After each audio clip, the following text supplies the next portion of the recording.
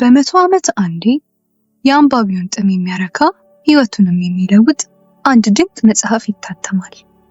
አልኬሚስቱ እንዲህ ያለ ምሉ በኩል መጽሐፍ ነው። ፓውሎ ኮይሎ ኦ አልኬሚስታ ብሎ የዛሬ 20 ዓመት በፖርቹጋል ቋንቋ ካሳተመው በኋላ ከ80 በላይ የሚሆኑ ቋንቋዎች ተተርጉሞ በመላው ዓለም ማለትም ከ50 በላይ ሀገሮች በብዙ ሚሊዮን ሕዝብ ተነቧል። በርካታ ሀያሲያን በዚህ ዘመን የተገኘ ዘመን አይሽሬ ስራ ወይም ክላሲክ ስራ ብለውታል። በየትኛውም ሀገር በየትኛውም ዘመን ገና ብዙ የሚነበብ ገና ብዙ የሚለውጥ በረከቱ ለመጪው ትውልዶች የሚደርስ ታላቅ መጽሐፍ ነው። ቅድመ ታሪክ። አልኬሚስቱ ከሲራራ ነጋዴዎች አንዱ ገዝቶ ያመጣውን መጽሐፍ አነሳ። ገጾቹን ሲገላልጥ የናርሲስን ታሪክ አገኘ። አልኬሚስቱ ስለ ናርሲስ የሚነገረውን አፈ ታሪክ ያውቃል። ናርሲስ በየዕለቱ ከሐይቁ አጠገብ ተቀምጦ በራሱ ቁንጅና ሲመሰጥ ውሎ የሚያድር ወጣት መሆኑን ያውቃል። ከራሱ ጋር በፍቅር ከመውደቁ ብዛት አንድ ጠዋት ሐይቁ ውስጥ ወድቆ ሰምጧል። እሱ ከወደቀበት ስፍራ አንዲት አበባ ናርሲስ ተብላ በስሙ ተጠራች። ይህ ግን ደራሲ ታሪኩን የቋጭበት መንገድ አይደለም። ናርሲስ ሲሞት የጫካው እንስት አማልክት ተገልጠው ቀድሞ ኩልል ያለ ቀዝቃዛ ውሃ የነበረበትና አሁን ደግሞ ጨዋማ እንባነት በተለወጠ ውሃ የተሞላውን ሐይቅ አገኙት። ስለምን ታነባለህ? አማልክቱ ጠየቁት። ስለ ናርሲስ አነባለሁ፣ ሐይቁ መለሰ። ሆ አንተ ስለ ናርሲስ ማንባትህ ይገርማል አሉት። ምክንያቱም እኛ ጫካ ለጫካ እሱን ለማግኘት ስንንከራተት አንተ ብቻ ነበርክ ቁንጅናውን በቅርበት ማየት የምትችለው። ግን ናርሲስ ቆንጆ ነበር? ሐይቁ ጠየቀ። ካንተ በላይ ማን ይሄን ያውቃል? አማልክቱ ተገረሙ። ቀድሞውኑ እሱ ካንተ ጎን ሆኖ አልነበር እንዴ በውበቱ የሚመሰጠው? ሐይቁ ለጥቂት ሰከንዶች ጸጥ ብሎ ቆየ። በመጨረሻ እንዲህ አለ። ስለ ናርሲስ አነባለሁ። ሆኖም ናርሲስ ቆንጆ እንደነበር ልብ ብዬ አላውቅም። የማነባው እሱ ዳርቻዎቹ ላይ በርከክ በሚልባቸው ጊዜያት ሁሉ አይኖቹ ውስጥ የራሴን ቆንጆና ተንጸባርቆ አየው ስለነበረ ነው። የሚጥም ታሪክ ነው ሲል አሰበ አልኬሚስቱ። ክፍል 1። የብላቴናው ስም ሳንቲያጎ ነው። እሱ ወደ ተራቆተው የቤተ ክርስቲያን ቅጥር ሲደርስ ምሽቱ የቀኑን ብርሃን መጋረድ ጀምሮ ነበር። የቤተ ክርስቲያኑ ጣራ ከፈራረሰ ዘመናት አልፈውታል። ቤተልሔሙ በነበረበት ስፍራ አንድ ግዙፍ የዋርካ ዛፍ ከበቀለበትም እንዲሁ። እዚሁ ሊያድር ወስኖ በጎቹ ሁሉ በፈረሰው መግቢያ በኩል መግባታቸውን ካረጋገጠ በኋላ መግቢያው ላይ የዛፍ ቅርንጫፎችን ረበረበ። መጠንቀቁ ተኩላዎች በጎቹን እንዳይበሉበት ሰክቶ አይደለም። እንዲያውም በአካባቢው የተኩላ ዘር የለም። ይልቅ አንዱ በግ በሌሊት ቢጠፋ በማግስቱ ቀኑን ሙሉ እሱን መፈለግ እንደሚኖርበት ስለሚያውቅ ነው። ወለሉን በጃኬቱ ጠራርጎ በቅርቡ አንብቦ የጨረሰውን መጽሐፍ ትራሱ አድርጎ ተጋደመ። ወፋፍራም መጽሐፍ ማንበብ አለብኝ ብሎ በራሱ ተናገረ። ምክንያቱም ከወፋፈሩ ቶሎ አያልቁበትም። በዚያ ላይ ምቹ ትራስ ይሆኑለታል። ነቅቶ በግማሽ በፈራረሰው ጣራ ጮልቆ ከዋክብትን ማየት እስኪችል ድረስ ገና ጨለማ ነበር። ትንሽ መተኛ ትፈልጋለሁ ሲል አሰበ። ከሳምንት በፊትም እንደዚሁ አይነት ህልም አይቶ ነበር። ዛሬም ከእንቅልፉ የነቃው ህልሙ ሳያልቅ ነው። እሱ እንደነቃ አብዛኞቹ እንስሶች መነሳታቸውን ተገነዘበ። በትሩን ይዞ ተነሳና ያልነቁትን በጎቹን መቀስቀስ ጀመረ። ምግብና ውሃ ፍለጋ ገጠር ገጠሩን እየመራ ለ2 ዓመት አብሯቸው ያቆያቸውን የበጎቹን ህይወትና የእሱን ህይወት የሚያስተሳስር አንዳች ምስጢራዊ ኃይል ያለ ይመስላል። ሰዓቴን እስኪያውቁ ድረስ ለምደውኛል ሲል አጉተመተመ። ስለዚሁ ጉዳይ ለጥቂት ጊዜ አሰብ አደረገና ነገሩ በተቃራኒው ሊሆን እንደሚችልም ተገነዘበ። ከነሱ ሰዓት ጋር የተላመደው እሱ እንደሆነስ? ሆኖም አንዳንዶቹ ሳይነቁ ጥቂት ቆይተዋል። ብላቴናው እያንዳንዳቸውን በስም እየጠራ በቆልማማ በትሩ ነካ ነካ አደረጋቸው። በጎቹ እሱ የሚናገረውን እንደሚገነዘቡ ያምናል። ስለዚህም መጽሐፍ ሲያነብ የገረመውን ክፍል ያነብላቸዋል። ወይም አንድ እረኛ ስለሚኖርበት ብቸኝነት ወይም ስለሚኖረው ደስታ የሚያወራላቸው ጊዜ አለ። አንዳንዴ አልፏቸው ስለሚሄደው መንደሮች የተሰማውን ለበጎቹ ይነግራቸዋል። ነገር ግን ካለፉት ጥቂት ቀናት ወዲህ የሚያወራላቸው ስለ አንድ ነገር ብቻ ሆኗል። ስለ ልጃገረዷ ከ4 ቀን ጉዞ በኋላ በሚያገኙት መንገድ የሚኖረው የአንድ ነጋዴ ልጅ ስለሆነችው ልጃገረድ ብቻ። ይህን መንደር የጎበኘው አንድ ጊዜ ብቻ ከ1 ዓመት በፊት ነበር። ነጋዴው የደረቅ ዕቃዎች መሸጫና መለወጫ መደብር ባለቤት ሲሆን እረኞች እንዳያጭበረብሩት ስለሚሰጋ በጎቻቸውን በፊት ለፊት እንዲሸልቱለት የሚጠይቅ አይነት ነው። እረኛው ስለዚህ ሰው ከአንድ ወዳጁ ሲሰማ በጎቹን ወደ እርሱ ወሰዳቸው። የበጎቹን ፀጉር መሸጥ እፈልጋለሁ ለነጋዴው ነገረው። መደብሩ በስራ ውክብክብ ያለበት ሰዓት ነበርና ነጋዴው ብላቴናው እስከ ከሰዓት እንዲጠብቀው ጠየቀው። ብላቴናው በመደብሩ ደረጃዎች ላይ ተቀምጦ ከቦርሳው አንድ መጽሐፍ አወጣ። እረኞች ማንበብ እንደሚሆንላቸው አላውቅም ነበር አለው የአንዲት ኮረዳ ድምፅ ከበስተኋላ። የኮረዳዋ እንዲያው ፍስስ የሚል ኑግ የሚመስል ፀጉሯና የመወራሪዎቹን የሚያስታውሱ አይኖቿ ልጅቷ ከወደ እንዳሉዚያ መሆኗን ያሳብቁባታል። ለነገሩ ብዙ ከመጽሐፍት የበለጠውን ትምህርት ከበጎቼ ነው የምቀስመው መለሰላት። ሲያወሩ በቆዩባቸው 2 ሰዓታት የነጋዴው ልጅ ስለመሆኗና በየዕለቱ ያው ስለሆነ የመንደራቸው አኗኗር ነገረችው። ብላቴናው ደግሞ በተራ ስለ እንዳሉዚያ ገጠራማ አካባቢዎችና በየትናንሹ ከተማዎች ሲያልፍ ጆሮ ስለገቡት ወሬዎች አጫወታት። በጎቹን ከማናገሩ ይችን ኮረዳ ወደ ማናገር መሸጋገሩ አስደሳች ነበር። ንባብን ከየት ተማርከው? በመሃል ኮረዳዋ ጠየቀችው። ሰው ሁሉ ከሚማርበት አላት። ከተማሪ ቤት። እንግዲያውስ ንባብን ካወቅ ስለምን እረኛ ሆነ ቀረ? ብላቴናው ጥያቄዋን ለማረሳሳት ሞከረ። ልጅቷ ምክንያቱም እንደማትረዳለት እርግጠኛ ነው። ስለ ጉዞ ሲነግራት ብርሃን የሚረጩ አይኖቿ አንዴ በፍርሃት አንዳንዴ በመደነቅ እየሰፉ ይመጣሉ። ጊዜው መብረሩ ሲያስተውል ምነው ቀኑ ፈጽሞ ባላለቀ፣ ምነው አባታ ፋታቶ 3 ቀን ባስጠበቀኝ ብሎ ተመኘ። ከዚህ በፊት ተሰምቶት የማያውቅ ነገር በአንድ ስፍራ ለዘላለም መኖር የመሻት ስሜት እየተሰማው መሆኑን ተረዳ። ከባለ ዞማዋ ፀጉር ኮረዳ ጋር ከከረማ አዋዋል አስተዳደሩ ሙሉ በሙሉ ይለወጣል። ሆኖም ነጋዴው መጥቶ የ4ቱን በጎች ፀጉር እንዲሸልትለት ጠየቀው። ለፀጉሩ ከከፈለው በኋላ በሚቀጥለው ዓመት እንዲመለስ ጠየቀው። ይኸው ዛሬ እንግዲህ ወደዚያ መንደር ለመድረስ የ4 ቀን መንገድ ብቻ ቀርቶታል። ከወዲሁ ልቡ በደስታ መምታት ጀምራለች። በዚያውም ልክ ተጨንቋል። ልጅቷ እኮ ፈጽሞ አታስታውሰው ይሆናል። አያሌ እረኞች የበግ ፀጉር ሊሸጡ ወደዚያ መደብር ይሄዳሉ፣ ይመለሳሉ። ይህ አያሳስበኝም አላቸው በጎቹን። ሌሎች ሴቶች በሌሎች ስፍራዎች ሞልተውልኛል አለ። ልቡ ግን የጉዳዩን አሳሳቢነት ታውቃለች። እሱም ቢሆን እረኞች እንደ ባህረኞችና እንደ ሲራራ ነጋዴዎች ምን ጊዜም ጉዟቸውን የማትረሳ አንዲት ሴት አንድ ከተማ ውስጥ እንደሚያገኙ ያውቃል።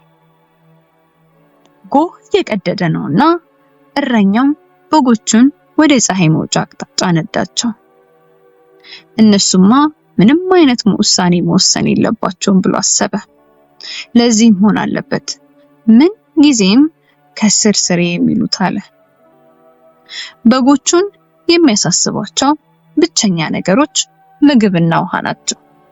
ብላቴናው በምድረ አንዳሉዚያ ጥሩ ውሃና ሳር ያለበትን ስፍራ እስካወቀ ድረስ ጓደኞች ይሆናሉ። እውነት ነው፣ ውሏቸው ተመሳሳይ ነው።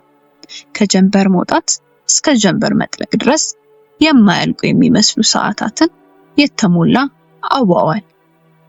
ደግሞ በለጋነታቸው መጽሐፍትን ስላላነበቡ ብላቴናው ስለ ከተሞች ገጽታ ሲነግራቸው አይገባቸውም። ልባቸው ምግብና መጠጣቸው ላይ ብቻ ያተኩራሉ። ሆኖም በለውጡ ጸጉራቸውን፣ ወዳጅነታቸውን በሕይወት ዘመናቸው ለአንዴና ለመጨረሻ ጊዜ ስጋቸውን በልግስና ይሰጡታል። አሁን እንደው ጭራቅ ብሆንና ሁሉንም አንድ ባንድ ልገድላቸው ብፈልግ ሐሳብ የሚገባቸው አብዛኞቹን ካረድኳቸው በኋላ ነው ብሎ አሰበ ብላቴናው። ስለሚያምኑኝ በደመ ነፍሳቸው ላይ መተማመን ተስኗቸዋል። ምክንያቱም ምግብ ወደሚገኙበት ስፍራ አመራቸዋለሁና። ብላቴናው በዚህ ሐሳቡ ተገረመ። ምናልባት ዋርካ የበቀለበት ያ ቤተ ክርስቲያን በመናፍስት ሳይወረር አልቀረም።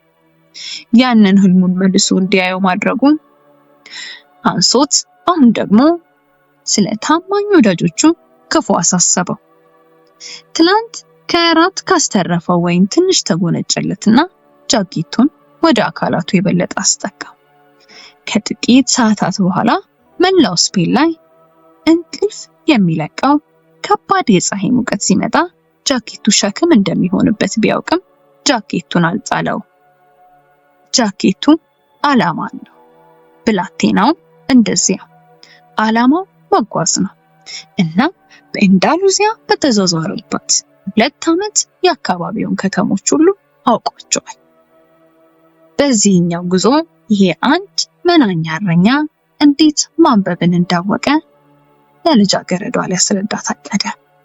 16 ዓመት እስኪሞላው ድረስ መንፈሳዊ ትምህርት መማሩን ሊነግራት አሰበ። ገበሬዎቹ ቤተሰቦቹ ክህነትን ተቀበልና መኩሪያ መመኪያ ሁነን ብለውት ነበር። እነሱ ልክ እንደ በጎቹ ለምግብና ለመጠጣቸው ያህል የሚሰሩ ነበሩ። ብላቴናው የላቲንና የስፓኒሽን ቋንቋ እንዲሁም ስለ መለኮትን ያውቋል። ነገር ግን ከልጅነቱ ጀምሮ ዓለምን ማወቅ ይፈልግ ነበር። ይህ ደግሞ እግዚአብሔርን ከማወቅ ሆነ ስለ ሰው ልጅ ኃጢአቶች ከመማር በጣም ይበልጥበታል። አንድ ከሰዓት ከመንፈሳዊ ትምህርት ቤቱ ወላጆቹን ሊጠይቅ ወደ ቤት መጣና ድንገት ቄስ መሆን እንደማይፈልግና መጓዝ ብቻ እንደሚሻ ለአባቱ የመናገር ወኔ ያገኘ። አድማሱ ቀይ ቀለም በስሱ የተጫረበት ሸራ መስሎ ቆየና ድንገት ፀሐይ ብቅ አለች። ብላቴናው ከአባቱ ጋር አድርጎት የነበረውን ውይይት እያስታወሰ ደስታ ተሰማው። ብዙ ህንፃዎችን አይቷል፣ ብዙ ሴቶችንም አግኝቷል። አንዳቸውም ግን ለረጅም ጊዜ ሳያት የጓጓላትን ልጃገረድ አያክሉም። ጃኬት፣ ሌላ መጽሐፍ የሚለውጥበት መጽሐፍ እንዲሁም 1 መንጋ በጎች አሉት። ከዚህ ሁሉ በላይ ግን በየቀኑ ህልሙን መኖር ይችላል። የአንዳሉዚያ መስኮች ቢሰለቹት በጎቹን ይሸጥና ወደ ባህር ሄዳል። ባህሩ ቢበቃው ደግሞ ሌሎች ከተሞች፣ ሌሎች ሴቶችና ሌሎች የመደሰቻ እድሎችም እንዳሉትም ያውቃል። መንፈሳዊ ትምህርት ቤት ውስጥ እግዚአብሔርን አላገኘሁትም ነበር ብሎ አሰበ። ፀሐያ ስትወጣ እየተመለከተ በተሻለው መጠን ለጉዞ አዳዲስ መንገዶችን ይፈልጋል። ብዙ ጊዜ በአቅራቢያው ቢመላለስም እዚያ የፈራረሰ ቤተክርስቲያን ሄዶ አያውቅም። ዓለም ግዙፍና የማትሰለች ናት። እሱ የሚጠብቅበት በጎቹን የሆነ አቅጣጫ እንዲይዙ መተው ነው። ከዚያ ሌሎች አስደሳች አስገራሚ ነገሮችን ያገኛል። ችግሩ በጎቹ ከዚህ በፊት ሄደውበት በማያውቁት መንገድ ላይ መሆናቸውን እንኳን አይገነዘቡም። የመስኮቹን አዲስነት፣ የወቅቱን መለዋወጥ ልብ አይሉም። የሚያስቡት ስለ ምግብና ስለ ውሃቸው ብቻ ነው። ሁላችንም እንዲሁ ሳይሆን አንቀርም። ብላቴናው በሐሳቡ ተዋጠ። የነጋዴውን ልጅ ካገኘኋት ወዲህ ስለ ሌሎች ሴቶች አስቤ አላውቅም። ፀሐይዋን እየተመለከተ ከእኩለ ቀን ታሪፍ እንደሚደርስ አሰላ። እዚያ ሲደርስ መጽሐፉን ወፈር ባለ ሌላ መጽሐፍ ይለውጠዋል። የወይን ጠርሙሱን ይሞላል፣ ፂሙን ይላጫል፣ ፀጉሩን ይስተካከላል። ከኮረዳዋ ጋር ለመገናኘት መዘገጃጀት አለበት። ደግሞ ሌላ ብዙ በጎች ያሉት እረኛ ቀድሞ ደርሶ ኮረዳዋን የሚወስድበት እድል መኖሩንም ማሰብም አይሻም። ሕይወትን አስደሳች የሚያደርጋት ህልማችን እውን የሚሆንበት እድል ብሎ አሰበ። በድጋሚ የፀሐይዋን አቅጣጫ እየተመለከተና የእርምጃ ፍጥነቱን እየጨመረ ድንገት ታሪፍ ውስጥ ህልም የሚፈቱ አሮጊት ሴቶች መኖራቸውን ታወሰው። አሮጊቷ ብላቴናውን ወደ ጓዳቸው ይዘውት ገቡ። ጓዳው ከዋና ክፍል የተለየው የተለያዩ ቀለማት ባላቸው ጨሌዎች ባጌጠ መጋረጃ ነው። ክፍሉ ውስጥ ያሉት አንድ ጠረጴዛ፣ አንድ የተቀደሰው የኢየሱስ ልብ ምስልና 2 ወንበሮች ናቸው። ሴትየዋ ተቀመጡና እሱንም እንዲቀመጥ ጋበዙት። ከዚያም 2 እጆቹን በእጃቸው ይዘው በለሆሳስ መጸለይ ጀመሩ። የጂፕሲ ጸሎት ይመስላል። ብላቴናው ከጂፕሲዎች ጋር መንገድ ላይ ብዙ ጊዜ ተገናኝቷል። በጎች እየነዱ አይደለም እንጂ እነሱም ተጓዦች ናቸው። ሰዎች ጂፕሲዎች እድሜያቸውን የሚጨምሩት ሌሎችን በማታለል ነው ይሏቸዋል። ከዲያብሎስ ጋር ግንኙነት ስላላቸው ሕፃናትን ጠልፈው ወደ ምስጢራዊ መንደራቸው ይወስዱና ባሮች ያደርጓቸዋል ይባላል። ብላቴናው ሕፃን እያለ ጂፕሲዎች እንዳይወስዱት በጣም ይፈራ ነበር። ይሄ ሕፃንነት ፍርሃት አሮጊቷ እጁን ሲይዙት ተመልሶ መጣበት። ሆኖም እርሳቸው የኢየሱስን የተቀደሰ ልብ ምስል ቤታቸው አስቀምጠዋል ብሎ አሰበ። ራሱን ለማጽናናት እየሞከረ ልጁ መንቀጥቀጥ ጀምሮ ፍርሃቱን ለአሮጊቷ ማሳየት አልፈለግም። በጸጥታ አባታችን ሆይ ጸለየ።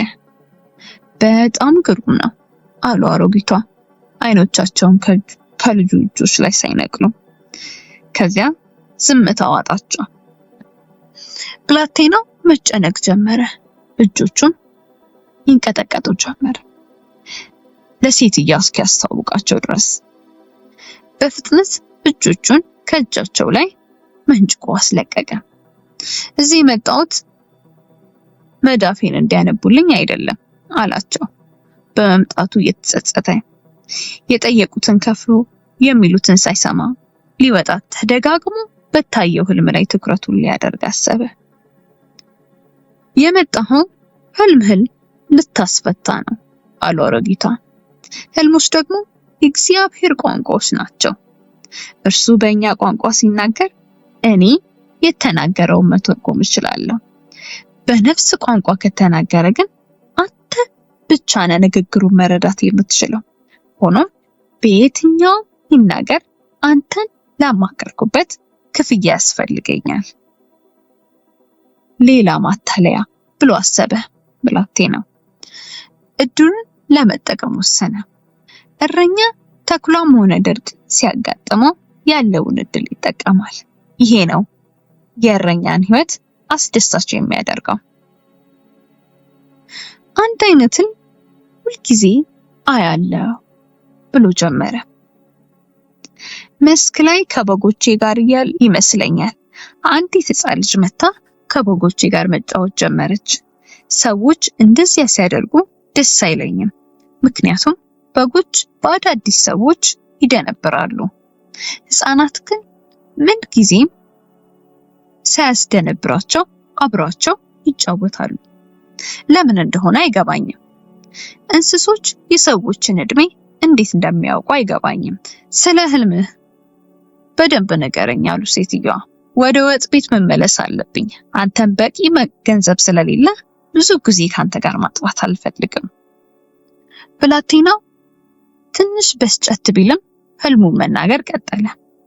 ሕፃኗ ለጥቂት ጊዜ ከበጎቼ ጋር ስትጫወት ቆየችና ድንገት በሁለቱም እጆቿ ይዛኝ ወደ ግብጽ ፒራሚዶች ወሰደችኝ። የግብጽ ፒራሚዶች ምን እንደሆኑ ሴትዮዋ ማወቅ አለማወቃቸውን ለማየት ንግግሩን ገታ አደረገ። ከዚያ የግብጽ ፒራሚዶች ባሉበት ስፍራ አለቃላቱ ጠበቅ እያደረገ ሕፃኗ እዚህ ከመጣ ከተደበቀ ሀብት ታገኛለህ አለችኝ። ልክ ሀብቱ ያለበትን ትክክለኛ ቦታ ልታሳየኝ ስትል ከእንቅልፌ ነቃሁ። ሁለቴም። ሴትዮዋ ለጥቂት ጊዜ ዝም አሉ። ከዚያ እጆቹን መልሰው ወሰዷቸውና በጥንቃቄ አጠኗቸው። አሁን ምንም አላስከፍልህም አሉት።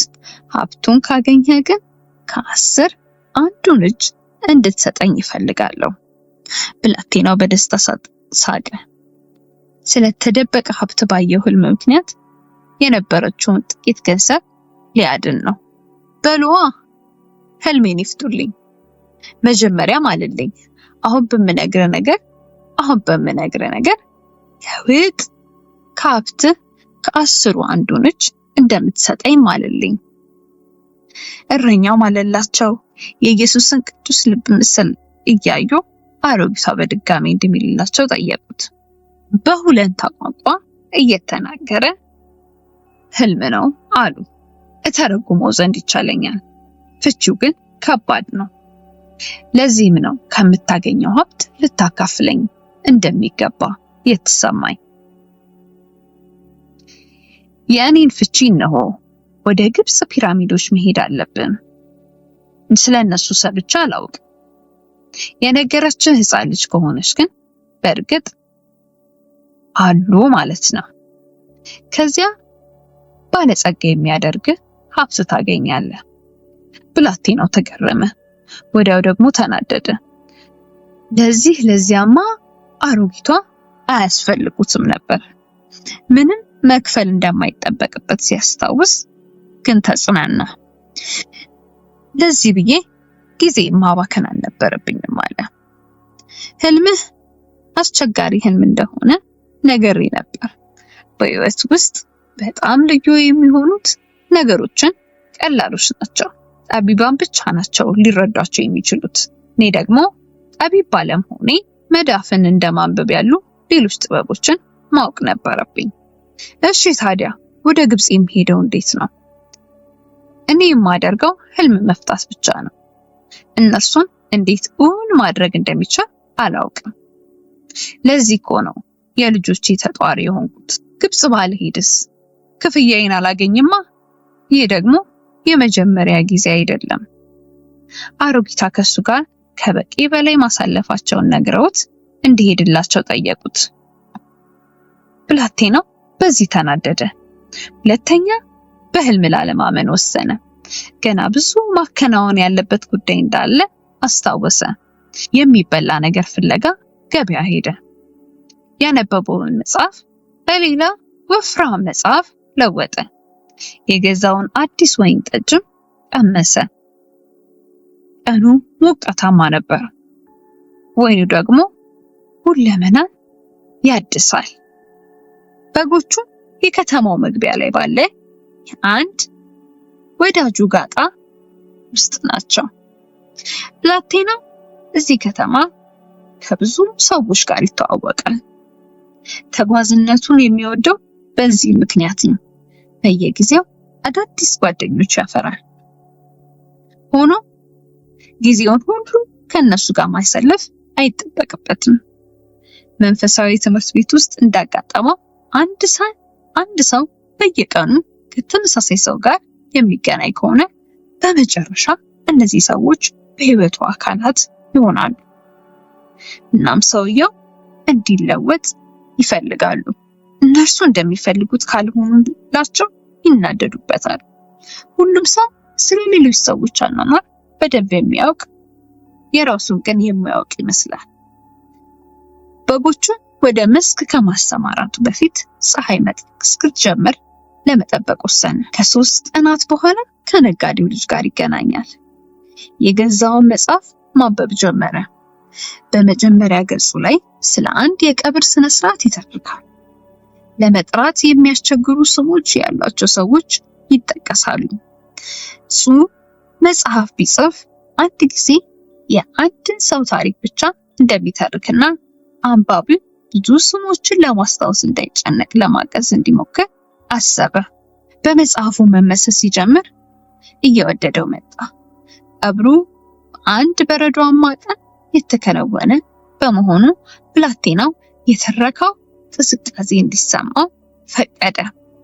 እያነበበ እያለ አንድ ሽማግሌ ከጎኑ ተቀመጡና ሊያወሩት ሞከሩ።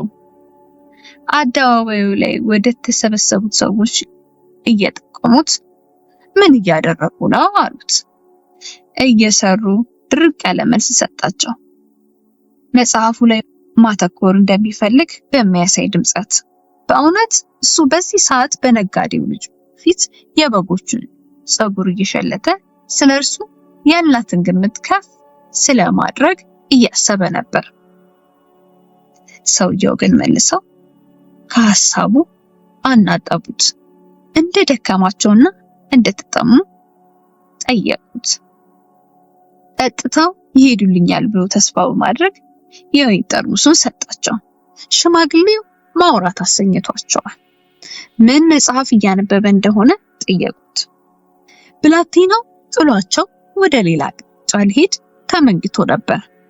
ግን አባቱ አረጋውያንን ማክበር እንዳለበት ያስተማረው ትምህርት ከመነሳት አገደው። ስለዚህም በሁለት ምክንያቶች መጽሐፉን ለሰየው ሰጣቸው። አንድም ርዕሱን በትክክል መጥራት ባለመቻሉ፣ አንድም አረጋዊ ማንበብ የማይችሉ ከሆነ እፍረት ተሰምቷቸው መቀመጫ ይቀይራሉ ብሎ በማሰብ። አረጋዊው መጽሐፉን እያገላበጡ እንደ አንድ እንግዳ ነገር በመደነቅ ተመለከቱት። ጠቃሚ መጽሐፍ ነው፣ ነገር ግን ያበሳጫል። ብላቴናው ደነገጠ። አረጋዊው ማንበብ ከመቻላቸውም በላይ ይህንን መጽሐፍ አንብበውታል። መጽሐፉ አናዳጅ ከሆነ ደግሞ አሁንም ሊቀየረው ይችላል። በዓለም ላይ ያሉ መጽሐፍት ሁሉ የሚናገሩትን ተመሳሳይ ነገር የሚናገር መጽሐፍ ነው ቀጠሉ አረጋዊ። ሰዎች አቋንታቸውን መምረጥ ስላለመቻላቸው ይገልጻል። ከዚያም ሁሉም ሰዎች የዓለምን ትልቁን ውሸት ያምናሉ ብሎ ይደመድማል። የዓለም ትልቁ ውሸት ምንድነው? ብላቴናው ሙሉ በሙሉ ተገርሞ ጠየቀ። ይኸውልህ፣ በሕይወታችን የሆነ ነጥብ ስንደርስ የሚያጋጥሙንን ነገሮች መቆጣጠር ይሳነናል። ሕይወታችንን በዕጣ ፈንታችን ቁጥጥር ስር ትወድቃለች። ይሄ ነው የዓለም ትልቁ ውሸት። እንዲህ ያለ ነገር አጋጥሞኝ አያውቅም አለ ብላቴናው። ቄስ እንደሆን ፈለጉ፣ እኔ ግን እረኛ መሆን ወሰንኩ። በጣም የሚሻል ነገር መርጠሃል አረጋዊ ተናገሩ። ምክንያቱም መጓዝ በጣም ትወዳለህ። ምን እንደማስብ ያውቃሉ ብሎ አሰበ ብላቴናው። አረጋዊው መጽሐፉን ሲገላለጥ ሊመልሱለት የፈለጉ አይመስሉም። የአረጋዊው አለባበስ ያልተለመደ መሆኑን አስተዋለ። አረብ ይመስላሉ። አረብ እዚህ ስፍራ ማየት አያስደንቅም። አፍሪካ ከታሪፍ የጥቂት ሰዓታት ርቀት ነው ያላት። አፍሪካ ለመድረስ አንድ ሰው ጠባቦቹን መንገዶች በጀልባ ማቋረጥ ብቻ ነው የሚኖርበት። ብዙ ጊዜ አረቦቹ ከተማ ይመጣሉ፣ ይገበያያሉ፣ በቀን ለብዙ ጊዜ ያልተለመደው አይነት ጸሎታቸውን ያደርሳሉ። ከወዴት ነው የመጡት? ጠየቀ ብላቴናው። ከብዙ ስፍራዎች። ማንም ሰው ከብዙ ስፍራዎች ሊመጣ አይችልም አለ ብላቴናው። እኔ እረኛ ነኝ፣ ብዙ ቦታዎችን ረግጫለሁ። የመጣሁት ግን ከአንድ ቦታ ነው፣ የጥንት ሕንፃዎች ካሉበት ከተማ። የተወለድኩትም እዚያ ነው። ታዲያ እንግዲህ የተወለድኩት ሳሌም ነው ማለት እንችላለና? ብላቴናው ሳሌም የት እንደምትገኝ አያውቅም። ነገር ግን አላዋቂ መስሎ ለታየት ብሎ መጠየቅ አልፈለገም። አደባባዩ ላይ የተሰበሰቡትን ሰዎች አያቸው። ይመጣሉ፣ ይሄዳሉ። ሁሉም ደግሞ ስራ የበዛባቸው ይመስላሉ። ሳሌም እንዴት ናት ብሎ ጠየቀ፣ ፍንጭ ቢጤ ለማግኘት። ያው እንደነበረች ናት። ምንም ፍንጭ አላገኘም። ሳሌም እንዳሉዚያ ውስጥ እንዳልሆነች ግን ያውቃል። ብትሆን ኖሮ እስካሁን ስለ እርሷ ይሰማ ነበር። ሳሌም ውስጥ ምን ይሰራሉ? አልለቀቃቸውም። ሳሌም ውስጥ ምን እሰራለሁ? አረጋዊ ሳቁ። የሳሌም ንጉስ ነኝ። ሰዎች ያልተለመዱ ነገሮችን መናገር ይወዳሉ ብሎ አሰበ። አንዳንዴ ከማይናገሩት በጎች ጋር መሆን ይሻላል። ኧረ እንዲያውም ከመጽሐፍት ጋር ብቻ መሆን ይሻላል። ልትሰማቸው በፈለጋችሁ ጊዜ አስደናቂ ታሪካቸውን ይነግሯቸዋል። ከሰዎች ጋር ስታወሩ ግን ወሬውን መቀጠል እስኪያቅታችሁ ድረስ ግራ የሚያጋቡ እንግዳ ነገሮችን ይነግሯቸዋል። መልከ ጸዴቅ እባላለሁ አሉ አረጋዊ። ስንት በጎች አሉ? በቂ አለ ብላቴና። አረጋዊ ስለሱ ሕይወት ይበልጥ ማወቅ እንደፈለጉ ታይቶታል። እንዲህ ከሆነ መቸገራችን ነው። በቂ በጎች እንዳሉ ከተሰማ ልረዳ አልችልም። ብላቴና በንዴት መቀጠል ጀመረ። እርዳታ እየጠየቀ አልነበረም። ራሳቸው አረጋዊ ናቸው ወይኑን የጠየቁትና ጨዋታ የጀመሩት። መጽሐፌን ይስጡኝ አላቸው። በጎችን መሰብሰብና መንገድ መጀመር አለብኝ። ከበጎች ከ10 አንድ እጁን ስጠኝና የተደበቀው ሀብት እንዴት እንደምታገኝ እነግርሃለሁ። ብላቴናው ህልሙን አስታወሰና በድንገት ሁሉም ነገር ግልጽ ብሎ ታየው። አሮጊቷ ምንም አላስከፈሉትም። እኒህ ሰውዬ ደግሞ ባላቸው ሊሆኑ ይችላሉ። አረጋዊ ፈጽሞ ስለሌላ ነገር መረጃ በመስጠት የበለጠ ገንዘብ ለማግኘት እየሞከሩ ነው። ጂፕሲም ሊሆኑ ይችላሉ። ብላቴና ምንም ነገር ከመናገሩ በፊት አረጋዊ እንጨት አንስተው አሸዋው ላይ መጻፍ ጀመሩ። ከደረታቸው ላይ የብላቴናውን ዓይን እስኪያብጠለጥለው ድረስ ከፍተኛ ብርሃን ተረጨ። አረጋዊ በፍጥነት ደረታቸውን በኮፍያቸው ሸፈኑት። ብላቴናው እይታው ሲስተካከልለት አረጋዊ አሸዋው ላይ የጻፉትን ማንበብ ቻለ። በአሸዋው ላይ የአባቱንና የእናቱን ስም እንዲሁም የተማረበትን መንፈሳዊ ትምህርት ቤት ስም አነበበ። እስከዛሬ የማያውቀውን የነጋዴ ልጅ የኮረዳዋን ስም አነበበ። ፈጽሞ ለሰው ነግሯቸው የማያውቁ ሚስጥሮች ሳይቀር አሸዋው ላይ አነበበ። የሳሌም ንጉስ ነኝ ብለውት ነበር አረጋዊ። አንድ ንጉስ ከአንድ እረኛ ጋር ለምን መነጋገር ፈለገ ብሎ ጠየቃቸው። ብላቴና ግራ እንደተጋባ በብዙ ምክንያቶች፣ ዋናው ግን ዕጣ ፈንታን ማወቅ ስለተሳካልህ ነው እንበል። ብላቴናው የአንድ ሰው ዕጣ ፈንታ ምን እንደሆነ አያውቅም። ሁልጊዜ ልታሳካው የምትፈልገው ነገር ነው። ሁሉም ሰዎች ወጣቶች ያሉ ዕጣ ፈንታቸው ምን እንደሆነ ያውቃሉ።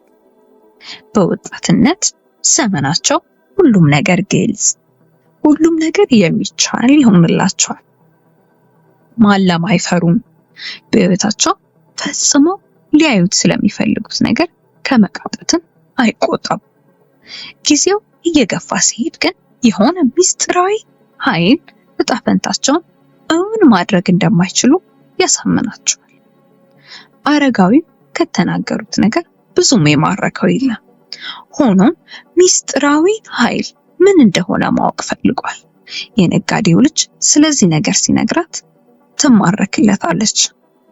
አለታዊ የሚመስል ኃይል ቢሆንም ዕጣ ፈንታን እንዴት እውን እንደምታደርግ ያሳይሃል። መንፈስህንና ፈቃደ ልብህን ያዘጋጅልሃል። ምክንያቱም በዚህ ምድር ላይ አንድ ታላቅ እውነት አለ። ማንም ሁን ማንም ወይም ምንም ስራ ምንም የሆነ ነገር ከልብህ የምትፈልግ ከሆነ ፍላጎት የመጣው ከሁለንተና ነፍስ ነው። ያ መሻትን በምድር ላይ ተፈጽመው ዘንድ የተሰጠተ የምፈልገው መጓዝ ወይም የአንድ ጨርቃ ጨርቅ ነጋዴ ልጅ ማግባት ቢሆን እንኳ ብሎ ጠየቀ። አዎ ሀብትን መፈለግ ቢሆንም እንኳ የሁለንተና ነፍስ ቀልብ የሰዎች ደስታ ነው። ደስታ ማጣቸው፣ ቅናታቸውና ምቀኝነታቸው ጭምር። እጣ ፈንታን ወድ ማድረግ የአንድ ሰው ብቸኛው ግዴታ ነው። ሁሉም ነገሮች አንድ ናቸው። አንተ የሆነ ነገር ስትፈልግ ዓለም ታሳካው ዘንድ ሊተባበርህ ይነሳል።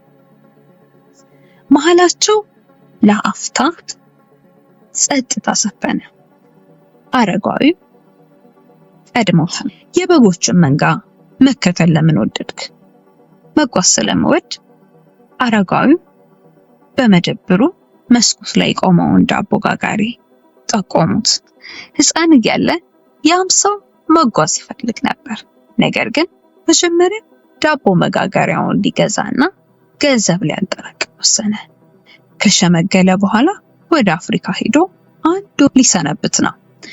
ሰዎች በፈለጉት ጊዜ የሚያልሙትን ነገር ማድረግ እንደሚችሉ አልተገነዘበም። እረኛ ለመሆን መወሰን ነበረበት አለ ብላቴናው። እሱንም አስቦት ነበር አለ አረጋዊው። ሆኖ ቦጋጋሪዎች ከእረኞች ይልቅ ጠቃሚ ሰዎች ናቸው። ዳቦ ጋጋሪዎች ቤት አላቸው፣ እረኞች ግን በየሜዳው ነው የሚያድሩት። ወላጆችም ሴቶች ልጆቻቸውን ከእረኛ ይልቅ ወደ ዳቦ ጋጋሪ መዳርን ይመርጣሉ።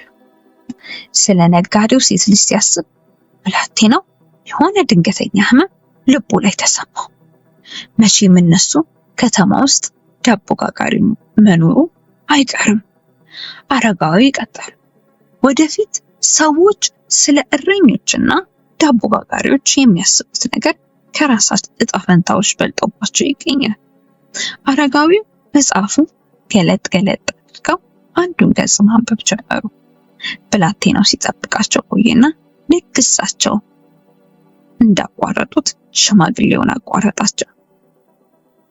ግን ለምንድን ነው ይሄን የሚነግሩን? ምክንያቱም አንተ እጣ ፈንታን እውን ለማድረግ እየሞከርክ ነው። አሁን ደግሞ ሁሉም ነገር ወደ አንተ መተው ደረጃ እየደረስክ ነው እና ሁሌም በዚህ ጊዜ ነው ሰዎች ዘንድ የሚመጡት። ሁሌም በዚህ መልኩ እገለጣለሁ። አንዳንዴ በመፍትሄ፣ በተለይ በወሳኝ ጊዜያት ነገሮች በቀላሉ እንዲከሰቱ አመቻቻለሁ። የምሰራቸው ሌሎች ስራዎችም አሉ። ሰዎች ግን እኔ የሰራኋቸው መሆኑን አይገነዘቡም። አረጋዊው የማዕድን አውጪውን ምሳሌ ነገሩት። ከሳምንት በፊት የሆነ ታሪክ ነው። ማዕድን አውጪው ሁሉ ነገሩን ትቶ ኤመራልድ የተባሉትን የከበሩ ድንጋዮች ቆፍሮ ለማውጣት ተነሳ። ለ5 ዓመታት አንድ ወንዝ ውስጥ ኤሜራልዶችን ፍለጋ በሺዎች የሚቆጠሩ ድንጋዮችን ሲመረምር ከረመ። አንድ ድንጋይ መመርመር ብቻ ሲቀረው ማዕድን ቆፋሪው በጣም ተስፋ ቆርጦ ሙከራውን ሊተው የሚወስንበት ደረጃ ደረሰ። ሰውየው ሁሉ ነገሩን ለዕጣ ፈንታው መስዋዕት አድርጓልና አረጋዊ ጣልቃ ሊገባ ወሰኑ። ራሳቸውንም ወደ ድንጋይነት ቀየሩና ቆፋሪው እግር ስር ተንከባለው ወደቁ። ቆፋሪው 5 ዓመት ያለ ፍሬ መልፋቱ አበሳጭቶት ነበርና ይህም እግሩ ስር የወደቀ ድንጋይ በኃይል ሲወረውረው ሄደና ያረፈበትን ድንጋይ ይሰባብረዋል። በተሰበረው ድንጋይ ውስጥ በዓለም በውበቱ ወደር የማይገኝለት ኤመራልድ ተገኘ። ሰዎች ስለ መኖሪያ ዓላማቸው ምንነት ቶሎ ያውቃል አሉ አረጋዊ በምሬት። ለዚህ ሆኗል ቶሎ ተስፋ የሚቆርጡ። ሆኖም ዕጣ ፈንታ ሁሌም እንዲሁ ነው። ብላቴናው ስለተደበቀው ሀብት አረጋዊው መናገራቸውን አስታወሳቸው። ስለ ራስህ ድብቅ ሀብት ማወቅ ከፈለግ ከበጎች 1/10ኛውን ልትሰጠኝ ይገባል። የድብቅ ሀብቴ አንድ አስረኛስ ሽማግሌ የተከፋ መሰሉ።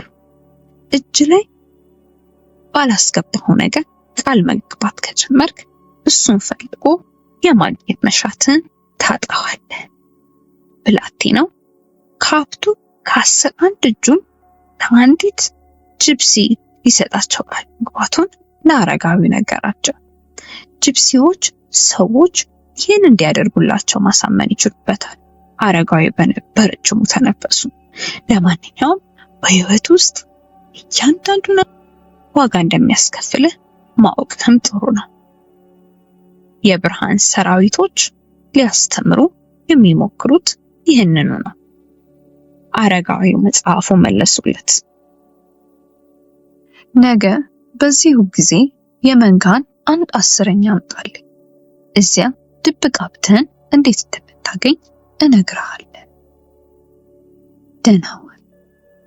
በአደባባዩ አንድ ጥግ በኩል ተሰው ብላቴናው መጽሐፉን መልሶ ለማንበብ ሞከረ። ማተኮር ግን አቃተው። አረጋዊው ልክ መሆናቸውን በማወቁ ተጨንቋል፣ ተናዷልም። ወደ ዳቦ ቤቱ ሄዶ ቁራሽ ዳቦ ገዛ። አረጋዊ የነገሩትን ለጋጋሪው ሊነግረው አልገረው ብሎ ቢያመነታ አንዳንድ ጊዜ ነገሮች ባሉበት መተው ይሻላል ብሎ አሰበና ምንም ላለመናገር ወሰነ። የሆነ ነገር ቢነግረው ጋጋሪው ሁሉንም ነገር ለመተው በማሰብ ተከታዮቹን 3 ቀናት አቸው ነበር። ነገሮች የተቃኑለት ቢሆንም እንኳን ብላቴናው ጋጋሪው ላይ እንዲህ አይነት ጭንቀት መፍጠር አልፈለገም። ስለዚህም ከተማ ውስጥ መዞር ጀመረና የከተማው መግቢያ መውጫ በሮች ላይ ደረሰ። በመስኮቷ በኩል ሰዎች ወደ አፍሪካ መሄጃ ትኬት የሚገዙባት ትንሽዬ ህንጻ አለች። እሱ ደግሞ ግብጽ አፍሪካ ውስጥ መሆኗን ያውቃል። ምን ልታዘዝ? በውስጥ በኩል ያለ አንድ ሰው በመስኮት ጠየቀው።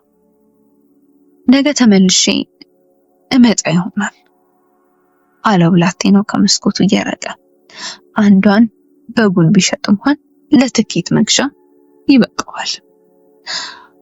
ሐሳቡ ፍርሃት ለቀቀበት። ሌላ ህልመኛ አለ ትኬት ሻጩ ለረዳቱ። እየራቃቸው የነበረውን ይህን እረኛ እየተመለከተ ለጉዞ የሚሆን በቂ ገንዘብ የለውም። ብላቴና በጎቹን አስታውሶ ነበርና ወደ በግ እረኝነቱ መመለስ እንዳለበት ወስኗል። በ2 ዓመት ውስጥ ስለ እረኝነት ሁሉን ነገር ተምሯል። የበጎችን አሸላለጽ፣ ለእርጉዞች እንክብካቤ መስጠትና በጎችን ከተኩላዎች እንዴት መጠበቅ እንዳለበት አውቋል። በመላው አንዳሉሲያ በጎቹን የት እንደሚያሰማራቸውም ያውቃል። እያንዳንዱ በግ ምን ያህል እንደሚያወጣም ያውቃል። በጣም ረጅሙን መንገድ መርጦ ወደ ጓደኛው ጋጣ ለመሄድ ወሰነ። የከተማውን ግንብ እያለፈ ያለ ጉዞውን አቋረጠና ወደ ግንቡ ጫፍ ወጣ። እዚህ ሆኖ አፍሪካን በርቀት ማየት ይችላል። ሙሮች መላዋን ስፔንን ለመውረር የመጡት ከዚህ ስፍራ መሆኑን የሆነ ሰው ነግሮታል። እዚህ ከፍታ ላይ ሆኖ ከአረጋዊው ጋር የተቀመጠበትን ድድ ማስጫ ጨምሮ ከተማዋን ሙሉ በሙሉ ማየት ይችላል። አረጋዊን ያገኘውባት ሰዓት የተረገመች ትሁን ብሎ አሰበ። እዚህ ከተማ የመጣው ህልም ፈቺዋን አሮጊት ለማግኘት ብቻ ነበር።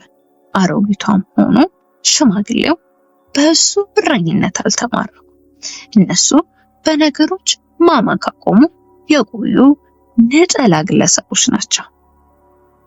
እረኞች ከበጎቻቸው ጋር ቁርኝት እንደሚፈጥሩ አልገባቸው። እሱ ስለ እያንዳንዱ በግ ሁሉንም ነገር ያውቃል። የትኞቹ ሽባዎች እንደሆኑ፣ የትኛዋ ከ2 ወር በፊት እንደወለደች፣ የትኛው ይበልጥ ሰነፍ እንደሆነ ያውቃል። እንዴት እንደሚሸልታቸውና እንዴት እንደሚያርዳቸውም ያውቃል። ቢተዋቸው ይጎዳሉ። ንፋሱ መንፈስ ጀመረ። ንፋሱ ሙሮችን በምስራቅ ሜዲትራኒያን ከሚገኘው ሌቫንት ይዟቸው እንደመጣ ስለሚታመን ሰዎች ሌቫንተር ብለው የሚጠሩት ነፋስ መሆኑን አውቁታል። የሌቫንተር ኃይል በረታ። ብላቴናው አሁን በበጎቼና በድብቅ ሀብቴ መሃል ሆኛለሁ ሲል አሰበ። ካለውና እንዲኖረው ከሚፈልገው አንዱን መምረጥ አለበት። ደግሞ የነጋዴው ልጅ አለች። እሷ የእሱ ጥገኛ አይደለችምና የበጎችን ያህል አታሳስበው። ምናልባት እኮ አታስታውሰው ይሆናል። ከእሱ ጋር የተገናኙበት ቀን ለእሷ እያንዳንዱ ቀን ተመሳሳይ ነው። እያንዳንዱ ቀን ከቀጣዩ ቀን ተመሳሳይ የሚሆነው ደግሞ ሰዎች በህይወታቸው በየቀኑ ፀሐይ በወጣች ቁጥር የሚያጋጥሟቸውን ደግ ነገሮች ማወቅ ሲሳናቸው። አባቴን እናቴንና የከተማዬን ግብ ከኋላ ትቻለሁ። የኔን መራቅ ለምደውታል። እኔም እንደዚያው። በጎቹ አብሬያቸው አለመሆኔ ይለምዱታል ሲል አሰበ ብላቴናው። ከተቀመጠበት ሆኖ እዚያ የህዝብ መሰብሰቢያ አደባባይ ላይ ሰዎች ዳቦ ቤት ሲገቡና ሲወጡ ይታየዋል። እሱና አረጋዊ ተቀምጠውበት የነበረው አግዳሚ ወንበር ላይ አንድ ወንድና አንዲት ሴት ተቀምጠው አየ። ወጣቶቹ ሲሳሳሙም ተመለከተ።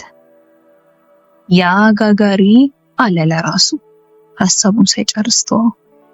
የሌቫንተር ጉልበት እየጠነከረ ነው። ግፊቱ ፊቱ ላይ ተሰማ።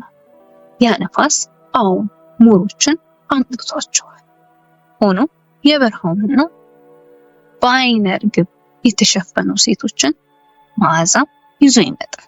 የማይታወቀውን ወይም ወርቅን ፍለጋ ወይም ለጀብድ የተጓዙ ወይም ፒራሚዶችን ፍለጋ የሄዱ ወንዶችንም ላብና ህልሞችን ይዞ መጥቷል። ብላቴናው በንፋሱ ነፃነት ቀና። ደግሞ እሱ ራሱን ተመሳሳይነት ነፃነት ሊኖረው እንደሚችል ታየው። የነጋዴው ልጅ እንዲሁም የእንዳሉዚያ መስኮች ወደ ዕጣ ፈንታው የሚመሩት ደረጃዎች ብቻ ናቸው። ብላቴናው በተከታዩ ቀን እኩለ ቀን ላይ ከአረጋዊው ጋር ተገናኘ። 6 በጎች ይዞላቸው መጥቷል። ገርሞኛል አለ ብላቴናው። ጓደኛዬ የቀሩትን በጎች በሙሉ ወዲያው ገዛኝ። ሁሌም እረኛ ለመሆን ያለም እንደነበረና ይህም ጥሩ ነገር እንደሆነ ነገረኝ። ሁሌም እንዲህ ነው አለ አረጋዊው። ለእገዛ የመመረጥ መርህ ይባላል። ካርታ ለመጀመሪያ ጊዜ ስትጫወት ብዙ ጊዜ ታሸንፋለህ። የጀማሪ ድል ይባላል። ለምን እንዲህ ይሆናል? ምክንያቱም እንዲህ ዕጣ ፈንታን እውን ታደርግ ዘንድ የሚሻ ኃይል አለ። ፍላጎትን በስኬት ጣዕም ይቀሰቅስብሃል። አረጋዊው በጎቹን መመርመር ጀመሩ። እናም አንደኛው በግ ሽባ መሆኑን ተረዱ። ብላቴናው በጉ ከመንጋው መሃል ብልሁና ብዙ ሱፍ የሚያስገኘው በግ በመሆኑ ሽባነቱ እንደማያሳስብ አብራራላቸው። ሀብቱ የት ነው ያለው? ግብጽ ውስጥ ነው፣ ፒራሚዶቹ አቅራቢያ። ብላቴናው ተናደደ። አሮጊቷም እንዲህ ነበር ያሉት። እሳቸው ግን ምንም አላስከፈሉት። ሀብቱን ለማግኘት ንግሮችን መከተል አለብን።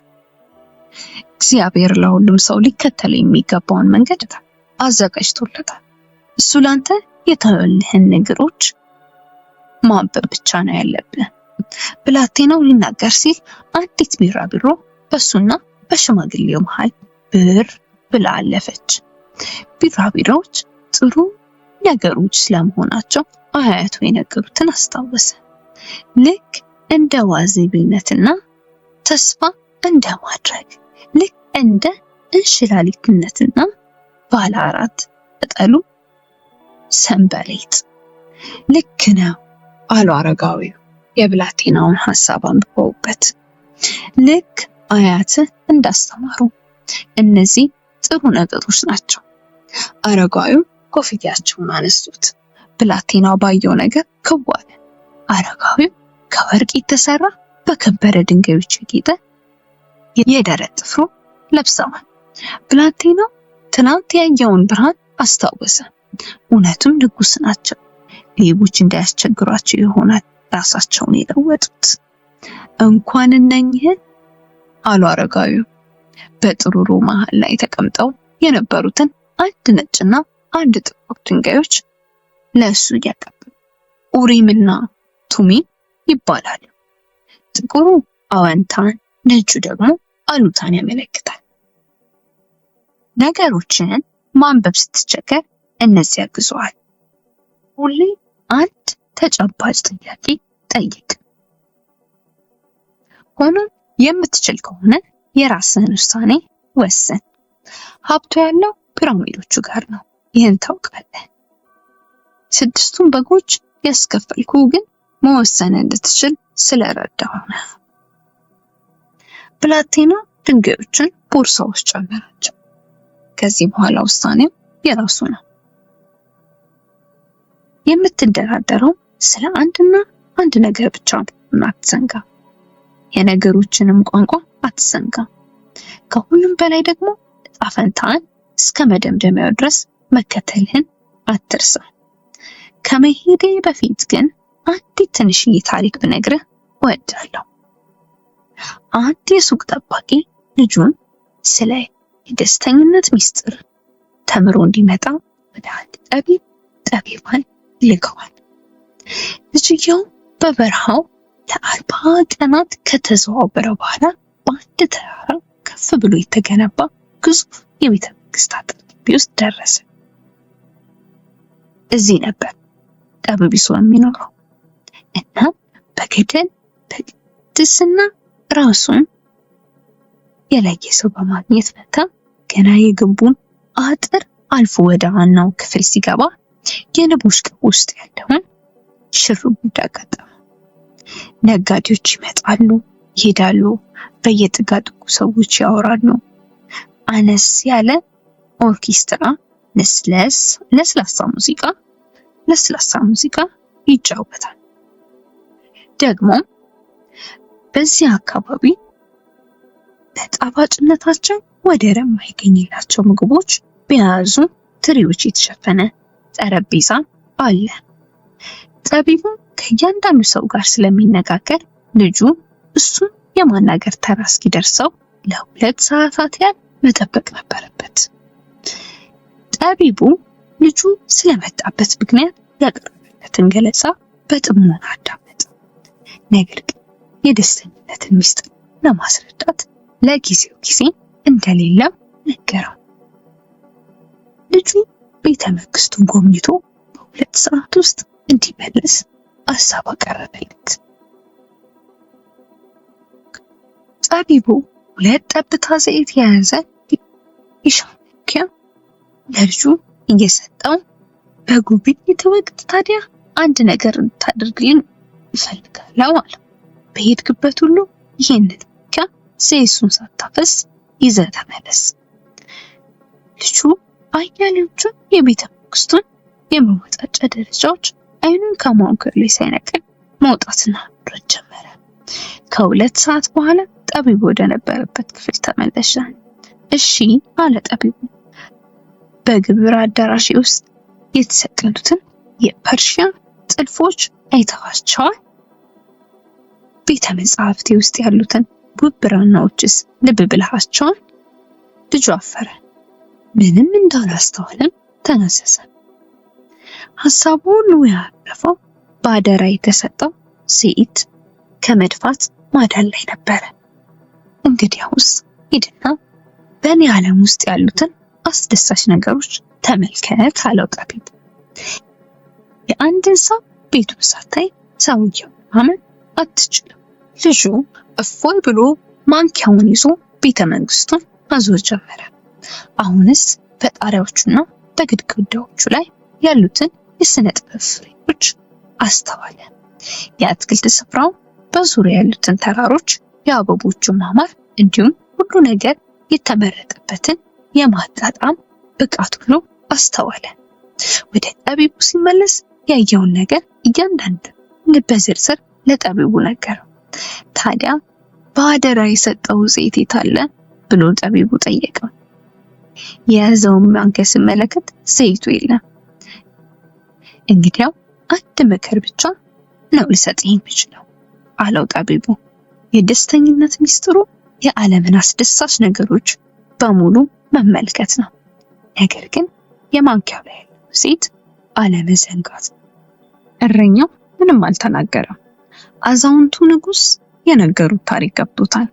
አንድ እረኛ መጓዝ ይፈልግ ይሆናል። ይጓዝ፣ ነገር ግን በጎቹን መዘንጋት የለበትም። አረጋዊው ብላቴናውን ተመለከቱት። ሁለት እጃቸውንም አቆላልፈው ብዙ ያልተለመዱ እንቅስቃሴዎችን በብላቴናው ራስ ላይ ያከናወኑ። ከዚያ በኋላ እረኛው በጎቹን ይዞ ሄደ። በታሪፉ የመጨረሻው ከፍ ያለ ስፍራ ላይ በሙሮች የተገነባ የድሮ ምሽግ አለ። ጫፉ ላይ የወጣ ሰው አፍሪካን ማየት ይችላል። መልከጼዴቅ የሳሌሙ ንጉሥ በዚህ ከሰዓት የምሽጉ ግንብ ላይ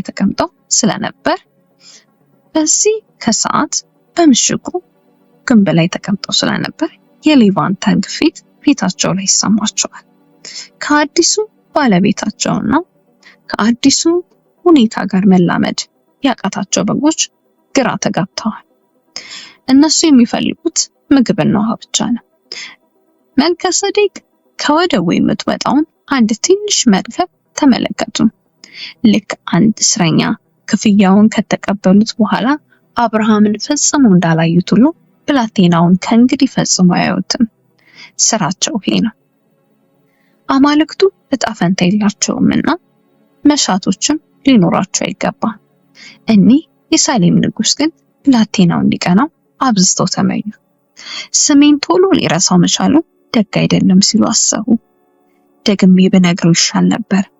ስለ እኔ በተነገረው ቁጥር እኔ መልከጼዴቅ ንጉሥ ሳሌም ሆኔ ይገልጻል። ሰማያቱን ተመለከቱ። እፍረት ነገር እየተሰማቸው እንዲህ አሉ። ጌታ ሆይ እንደተናገርከው ዓለም ሁሉ የከንቱ ከንቱ መሆኑንስ አውቃለሁ። ነገር ግን ሽማግሌ ንጉሥ በመጠኑም ቢሆን በራሱ ሊኮራ የተገባ ነው። አፍሪካ የተለየች ናት ሲል አሰበ ብላቴና። በታንጊር ጠባብ ጎዳናዎች ዳር ካያቸው ቡና ቤቶች ጋር የሚመሳሰል ቡና ቤት ውስጥ ተቀምጧል። አንዳንዶቹ ሰዎች እየተቀባበሉ ትላልቅ ፒፓዎችን ያጨሳሉ።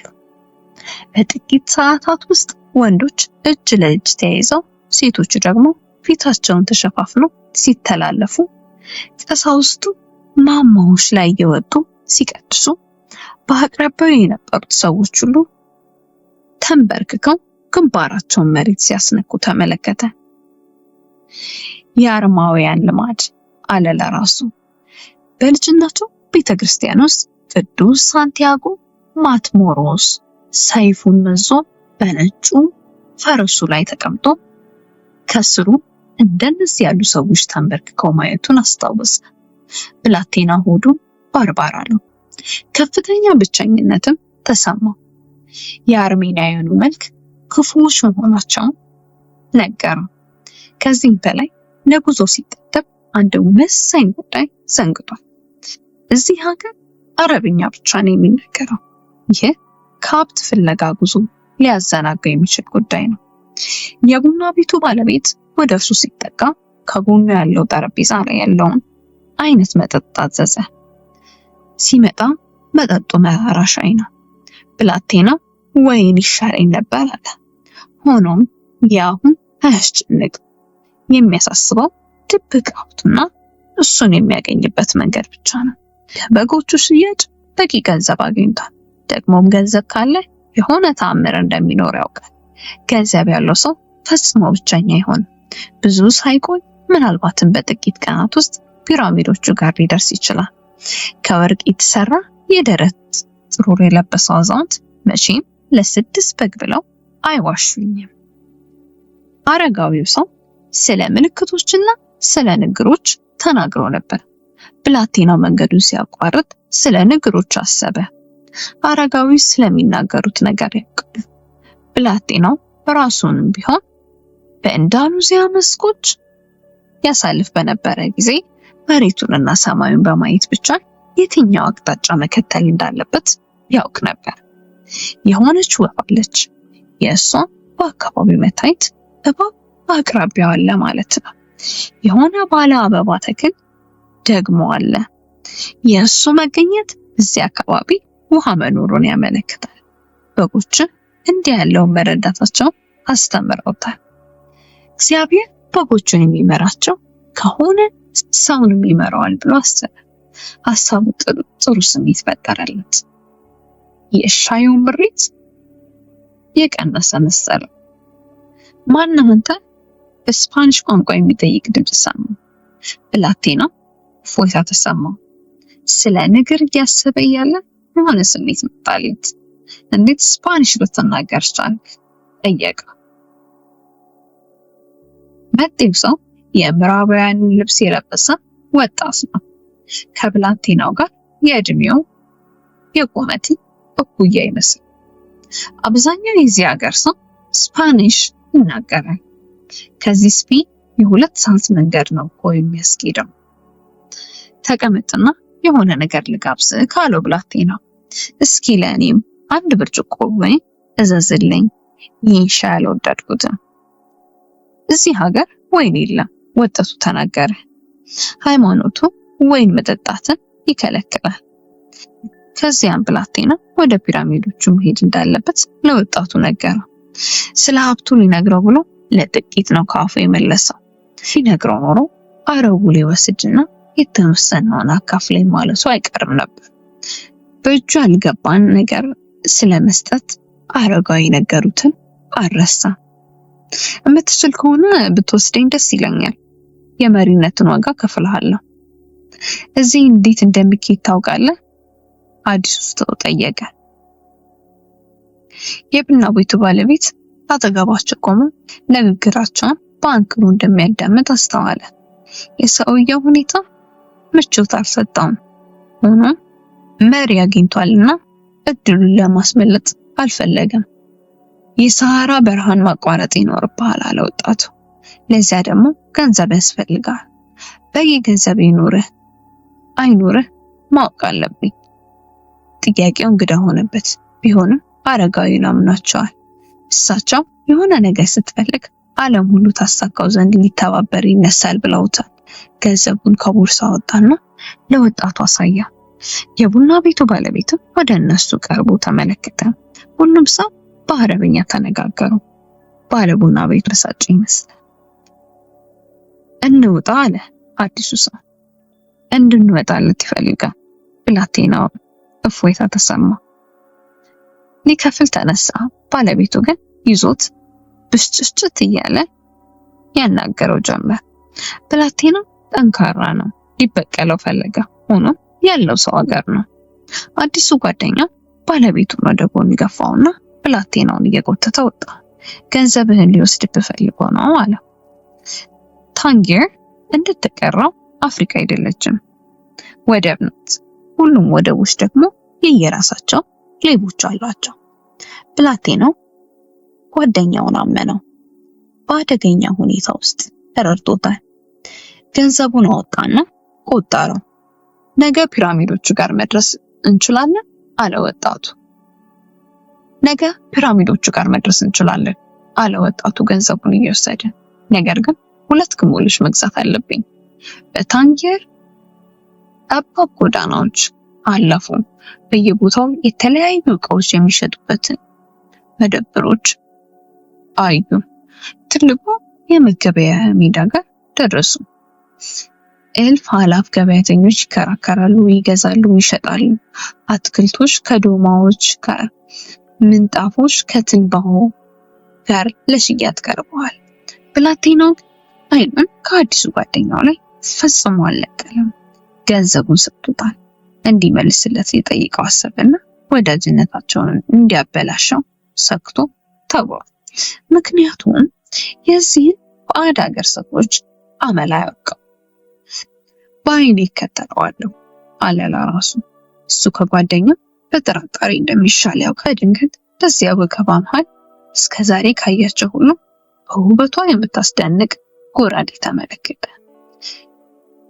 ስስ የብር ክፈፍ የተሰራላት እጀቷ ቁር ሆኖ በከበሩ ድንጋዮች ያጌጠ።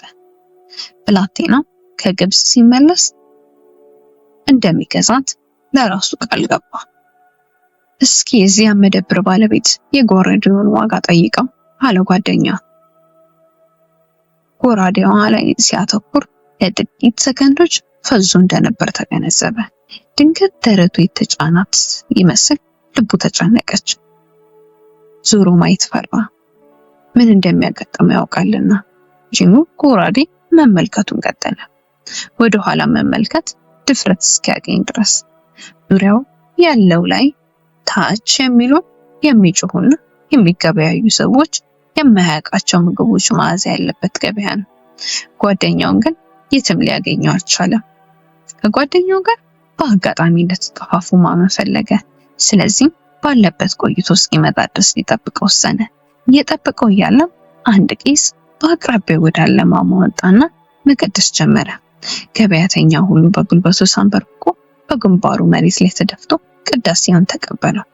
ከዚያው ልክ እንደ ሰራተኛ ሁንዳኖች ሁሉ ጊዜያዊ መደብሮቻቸውን አፈራርሰው ሄዱ። ፀሐይዋም እንደነሱ መሄድ ጀመረች። ለጥቂት ጊዜ እንቅስቃሴዋን ተከታተለ። በገበያው ዙሪያ ባሉት ነጫጭ ቤቶች ጀርባ እስክትሰወር ድረስ። ከዚያኑ ቀን ማለዳ ፀሐይዋ ስትወጣ እሱም 60 በጎች ያሉት አንዲትን ኮረዳ ለማግኘት የጓጓ እረኛ ነበር። በዚያ ማለዳ በለመዳቸው መስኮች ሲያልፍ ወደፊት ምን እንደሚያጋጥመው ያውቅ ነበር። አሁን ግን ፀሐይዋ መጥለቅ ስትጀምር እሱ ያለው በባዕድ ምድር ባዶ ሆኖ ቋንቋን እንኳን መረዳት በማይችልበት የሰው ሀገር ነው። እረኝነቱ አውቅቷል። ደግሞ ምንም የለውም። እንደገና ከአዲስ ሊጀምር ቢል እንኳን ገንዘብ የለውም። ይህ ሁሉ የሆነው ጀንበር ወጥታ እስክትጠልቅ ባለው ጊዜ ነው ብሎ አሰበ። ለራሱ አዘነ። ህይወቱ በድንገት በአስከፊ ሁኔታ በመለዋወጡ ሰቆቆ ከፋበት። ማልቀስ በመፈለጉ እፍረት ተሰማ። በበጎቹ ፊት እንኳን አንብቶ አያውቅ። ነገር ግን ገበያው ባዶ ነው። ስለዚህም አነባ። ያነባው እግዚአብሔር ፍርዱን ስላለማስተካከል ነው። በህልማቸው የሚያምኑ ሰዎችን የሚቀጣው በዚህ መንገድ ስለመሆኑ ነው። ከበጎቹ ጋር እያሉ ደስተኛ ነበሩ። በዙሪያ ያሉትም አስደስታቸው ነበር። ስወጣ ያዩኝ ሰዎች በደስታ ይቀበሉኛል። አሁን ግን የከፋኝ ብቸኛ ነኝ። አንድ ሰው ከቶኛልና ምሬቴ ሊበዛና ሰው ማመኔም ሊጠፋ ነው። ድብቅ ሀብቴን አላገኘውምና ድብቅ ሀብታቸውን ያገኙ ሰዎችን መጥላቴ ነው። ዓለምን መጨበጥ የሚያስችል አቅም ስለሌለኝ ባለኝ ትንሽ ነገር ተወሰኝ ልቀርም ነው። የተረፈውን ንብረቱን ለማየት ቦርሳውን ከፈተ። መርከቡ ላይ ሲበላው ከነበረው ሳንዱች የተረፈ ያገኝ ይሆናል። ማግኘት የቻለው ከባዱ መጽሐፍ፣ ጃኬቱንና አረጋዊ የሰጡትን 2 ድንጋዮች ብቻ። ድንጋዮችን ሲመለከት በሆነ ምክንያት እፎይታ ተሰማ። 6 በጎችን ከወርቅ ከተሰራው የደረት ጥሩ ውስጥ ይወጡ 2 ውድ ድንጋዮች ቀይሯቸዋል። ድንጋዮችን ሸጦ የመመለሻ ትኬት መግዛት ይችላል። አሁን ግን የበለጠ ብልጥ መሆን አለብኝ ብሎ አሰበ። ድንጋዮቹን ከቦርሳው አውጥቶ ኪሱ ውስጥ እየጨመራቸው፣ ይሄ የወደብ ከተማ ነው እና ጓደኛው የነገረው ብቸኛው ሀቅ እዚህ ከተማ ሌቦች መብዛታቸው ነው። የቡና ቤቱ ባለቤት ለምን ተበሳጭቶ እንደነበር አሁን ገባው። ያንን ሰው እንዳያምነው ሊነግረው እየሞከረ ነበር። እንደማንም ሰው ዓለምን የማየው በሆነው ሳይሆን እንዲሆንልኝ በምመኝበት አይን ነው። ጣቶቹን በድንጋዮቹ ላይ በዝግታ እያመላለሰ ሙቀት፣ ቅዝቃዜዎችንና መለስለስ መሻከራቸውን ይመረምር ገባ። እነሱ ነበሩ ሀብቶቹ። እነሱን መያዙ ብቻ የተሻለ ስሜት ፈጠረለት። ድንጋዮቹ አረጋዊውን አስታወሱት። አንተ የሆነ ነገር ስትፈልግ ዓለም ሁሉ ሊተባበር ይነሳል ብለውታል። የአረጋዊ አባባል ውስጥ ያለውን እውነት ለመረዳት ሞከረ። አሁን ያለው የራሴ የሚጠብቀው አንድ በግ እንኳን ሳይኖረው የተራቆተ የገበያ ስፍራ ላይ ነው። ድንጋዮቹ ግን ከንጉሱ ጋር የመገናኘቱ ማረጋገጫዎች ናቸው። የብላቴናው ያለፈው ሕይወት ጠንቅቆ የሚያውቅ ንጉስ ቃል ኡሪምና ቱሚም ይባላሉ። ነገሮችን ለማንበብ ይረዱሃል። ብላቴና በቦርሳው ውስጥ ከተታቸውና ሊፈትናቸው ወሰነ። አረጋዊው ጥያቄው ግልጽ መሆን እንዳለበት ነግረውታል። ለዚህ ደግሞ መጀመሪያ የሚፈልገውን ማወቅ አለበት።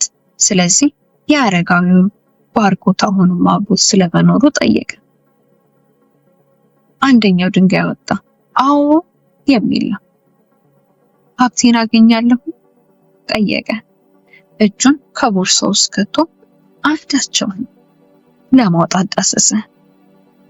በዚህ ጊዜ ሁለቱም ተገፍተው ቀዳዳ መሬት ወደቁ።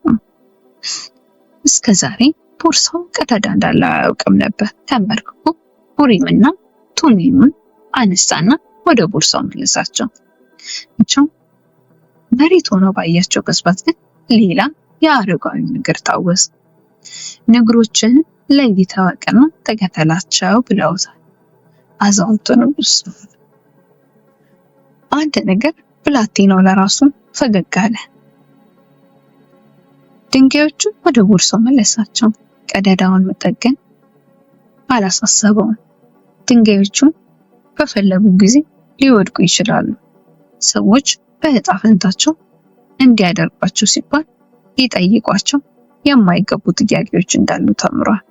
የራሴን ውሳኔ ለመወሰን ቃል ገብቻለሁ። የራሱ ጆሮዎች ብቻ ሊሰሙት በሚችሉ ድምፅ ተናገረ። ነገር ግን ድንጋዮቹ አረጋዊ አሁንም አብረውት እንዳሉ ነግረውታል። ይህ ደግሞ የበለጠ ልበ ሙሉ አደረገው። ባዶውን የገበያ ስፍራ በድጋሚ ተመለከተው። አሁን ተስፋ መቁረጡ ቀንሷል።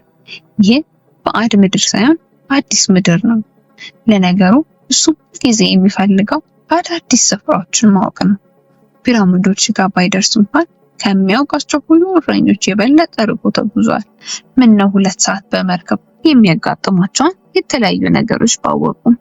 የእሱ ዓለም ለጊዜው ባዶ የገበያ ስፍራ ቢሆንም በሕይወት ተሞልቶ አይቶታል። ያየውንም ፈጽሞ አይዘነጋውም። ጎራዴውን አስታወሳት።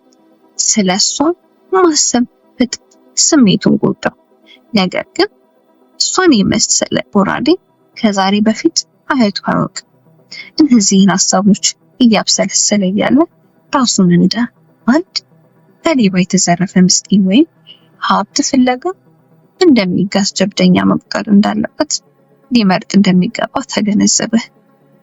እኔ ሀብት ፍለጋ የመጣው ጀብደኛ ነኝ አለ ለራሱ። የሆነ ሰው ቀሰቀሰው። ገበያው መሃል እንቅልፍ ጥሎት ነበር። አሁን ደግሞ አካባቢው ነፋስ እየዘራ ነው። ቀና ብሎ ዙሪያውን ሲመለከት በጎቹን በአይኑ እየፈለገ ወዲያው ግን አዲስ ዓለም ውስጥ እንዳለ አስተዋለ። በማዘን ፋንታ ተደሰተ። ለበጎቹ ምግብና ውሃ ፍለጋ መንከራተት አይጠበቅበትም።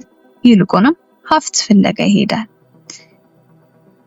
ኪስ ውስጥ ሽራፊ ሳንቲም ባይኖርም እምነት አለው በመጽሐፍት ጀብደኞች ለመሆን ማታ ወስኗል።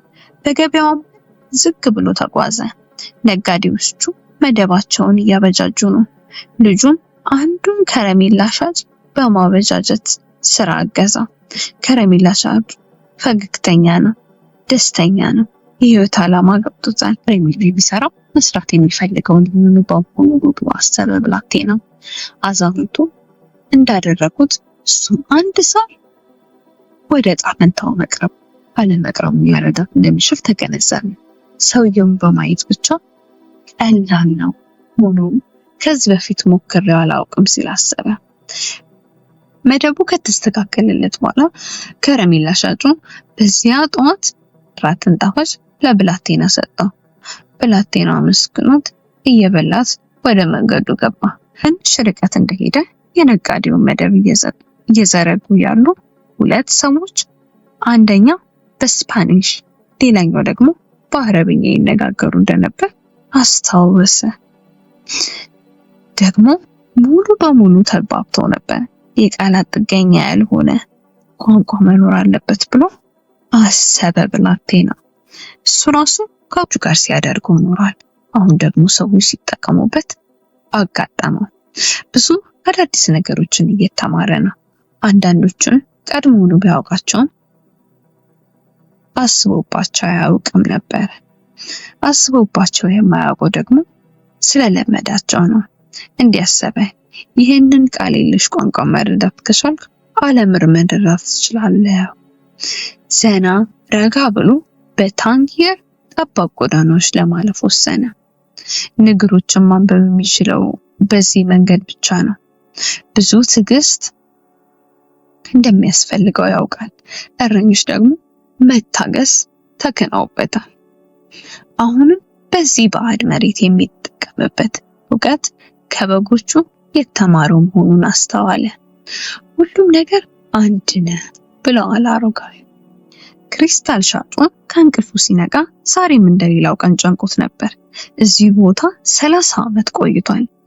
ጥቂት ሸማቾች ብቻ በሚያልፉበት ኮረብታማ መንገድ ላይ ባለች መደብሩ ውስጥ አሁን ምንም ነገር ለመለወጥ ዘግይቷል። የሚያውቀው ብቸኛ ነገር ክሪስታል መሸጥና መግዛት ነው። መደብሩ የቻይና፣ የእንግሊዝ የስነ ምህዳር ተመራማሪዎችን እንዲሁም የጀርመን ወታደሮችን በመሳሰሉ ባለጠጎች የሚጨናነቅበት ጊዜ ነበር። በእነዚህ ጊዜያት ክሪስታል መሸጥ አሪፍ ተግባር ነበር። እሱም ባለጸጋ እንደሚሆንና ቆንጆ ወይዛዝርት ግራና ቀኝ እንደሚያጅቡት ያስብ ነበር። ነገር ግን ቀስ በቀስ ታንጊየር ተለወጠች፣ ፈጥና ተመነደገች።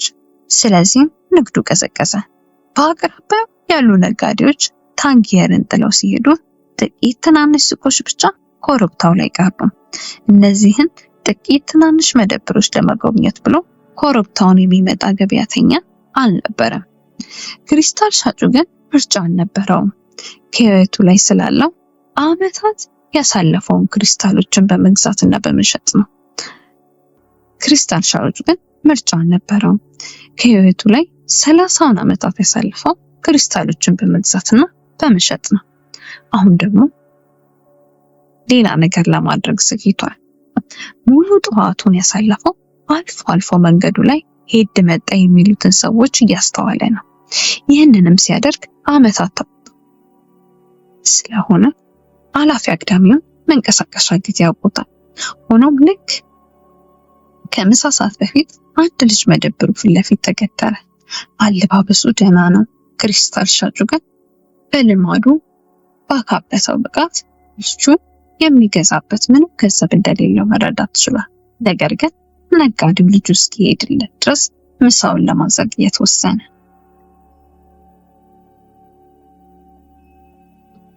በሩ ላይ የተሰቀለ አንድ ካርቶን መደብሩ ውስጥ አያሌ ቋንቋዎች እንደሚነገሩ ያስታውቃል።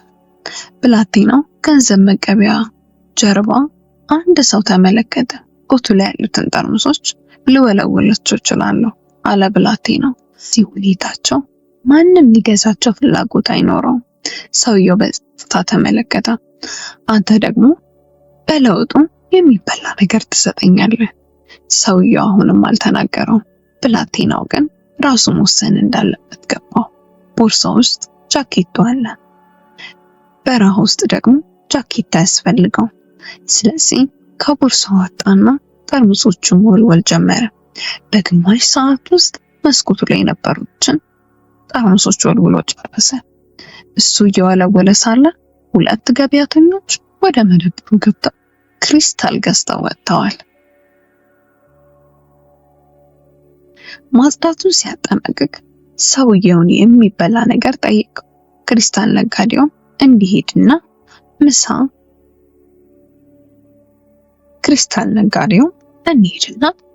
እንብላ አለው።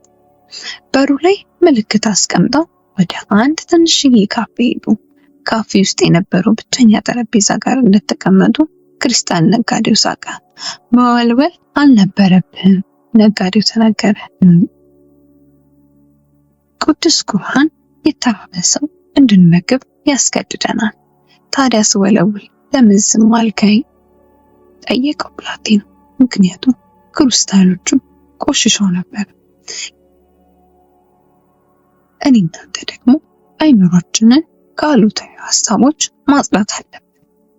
እየበሉ ያለ ነጋዴ ወደ ብላቴናው ዞሮ መደብሬ ውስጥ ብትሰራ ደስ ይለኛል። አንተ እየሰራ ያለ 2 ገዢዎች መጥተው ነበር። ዛሬ ይሄ ደግሞ ጥሩ ነገር ነው አለ። ብላቴናው በበኩሉ ሰዎች ስለ ነገር ብዙ ያወራሉ፣ ሆኖም የሚሉትን አያውቁም። ልክ እኔ ከበጎቼ ጋር በቃላት አልባባ መግባባቴን ሳልረዳ እንደቆየሁት ማለት ነው ብሎ አሰበ። እኔ ጋር ተቀጥረ መስራት ትፈልጋለህ? ነጋዴው ጠየቀው። ዛሬ ልሰራልህ እችላለሁ፣ ብላቴናው መለሰ። ሌሊቱን ሙሉ እስኪቀድ ድረስ መደብር ውስጥ ያሉትን ሁሉ ክሪስታሎች አጸዳለሁ። በምላሹ ነገ ግብጽ የሚሄድበት ገንዘብ ያስፈልገኝ። ነጋዴው ሳቀ። ክሪስታሎችን ዓመት ሙሉ ብታጸዳ እንኳን እያንዳንዱን ሸጠህልኝ ጥሩ ጉርሻ ብታገኝም እንኳን ግብጽ ለመግባት ተጨማሪ ገንዘብ መበደር ይኖርባል። በዚህና በግብጽ መካከል በሺህ የሚቆጠሩ የሚረዝም እልም ያለ በረሃ ይጠብቃል። ለጥቂት ጊዜ ያህል ከተማዋ ያንቀላፋች እስኪመስል ድረስ የሚከብድ ጸጥታ መሃላቸው ሰፈነ። ከገበያ ቦታ የሚመጡ ድምጾች፣ ከነጋዴዎቹ የሚሰማ ክርክር፣ ማማው ላይ ወጥተው የሚቀድሱ ሰዎች ዝማሬ የለም። ተስፋ የለም፣ ጉዞ የለም፣ አሮጋውያን ንቦች የሉም። ድብቅ ነው ነፍስ ጭጭ ብላለችና ዓለም ሁሉ ጭጭ ያለ መሰለው። በሞቱና ሁሉ ነገር በዚያች ቅጽበት በተቋጨ ብሎ እያሰበ አይኖቹ በሩ ላይ ተክሎ ፈዟል። ነጋዴው ብላቴናውን በጭንቀት ተመለከተው። ጠዋት ያየው ደስታ በሙሉ ድንገት ጠፍቷል። ወደ ሀገር መመለስ የሚያስችለኝ ገንዘብ ልሰጥ እችላለሁ አለ ክሪስታል ነጋዴው። ብላቴናው ምንም አላለም። ተነሳና ልብሱን አስተካክሎ ቦርሳውን አነሳ። አብሬ እሰራለሁ አለ በመጨረሻ። ከሌላ ረጅም ዝምታ በኋላ ደግሞ ቀጠለ። ጥቂት በጎች ለመግዛት ገንዘብ ያስፈልገኛል።